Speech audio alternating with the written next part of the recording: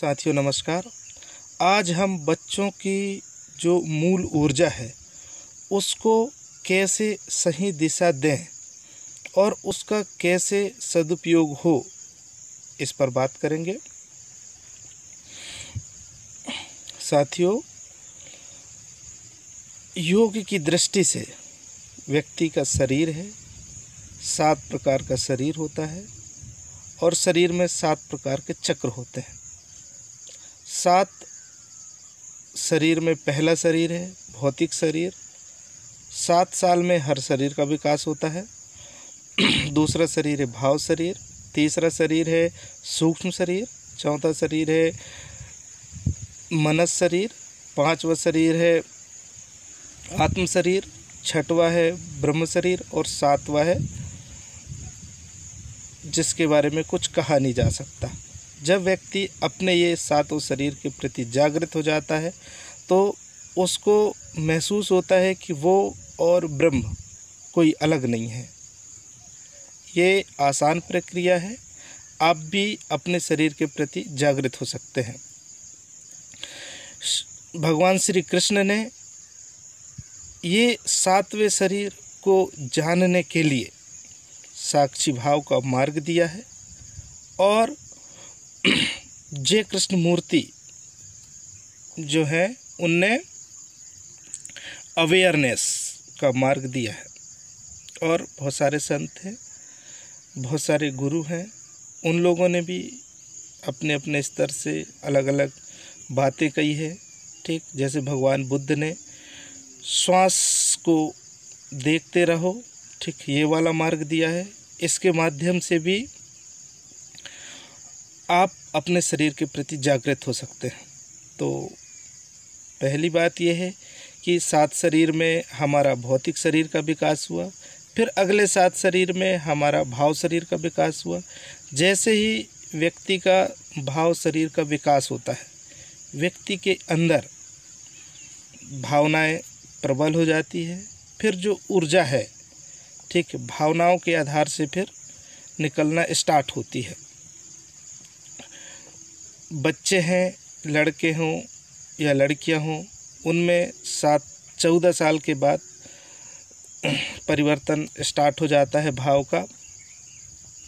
फिर बच्चे अपनी ऊर्जा को निकालने के लिए ठीक अनैतिक मार्ग निकालने लगते हैं, तलाशने लगते हैं और माता पिता चूँकि जानते नहीं हैं, उनसे बात नहीं कर पाते, उनको नया मार्ग नहीं दे पाते, तो बच्चे अपने स्तर से अपनी ऊर्जा को निकालने लगते हैं। अब बात आती है कि ये मार्ग क्या है। ठीक बच्चों की ऊर्जा को सही दिशा देने के लिए, जिससे कि वो आंतरिक रूप से खोखला ना हो सके, उसके लिए 2 मार्ग है। एक मार्ग है ध्यान का मार्ग, दूसरा मार्ग है प्रेम का मार्ग। ध्यान का मार्ग, उनको आप शरीर के प्रति जागृत करें। ध्यान हर चीज़ में ध्यान देने की बात करें, ठीक शांत रहने की बात करें। कुछ समय उनको खुद अपने आप को देखने की बात करें, ठीक विचारों को देखने की बात करें। विचारों को रोके नहीं, विचारों को दबाए नहीं, सिर्फ जो विचार उठ रहे हैं उनको देखने का मार्ग बताएं। ये हुआ ध्यान का मार्ग। दूसरा मार्ग है प्रेम का मार्ग। बच्चों को छोटे से ही जब से वो जानने लगते हैं, उनको प्रेम का रास्ता बताएं। प्रेम का रास्ता अब प्रेम भाव है। प्रेम को आप बता नहीं सकते, प्रेम को अनुभव करा सकते हैं। बच्चों को ले जाइए नदी के किनारे, उनको उस पानी की बहती हुई धारा को दिखाइए। ले जाइए पेड़ के किनारे, उनको वो हवाओं से रूबरू कराइए, हवाओं से प्रेम कराइए। उनको कोई दृश्य चीज़ है, सजीव चीज़ है, उनके पास ले जाइए, उनसे प्रेम कराइए।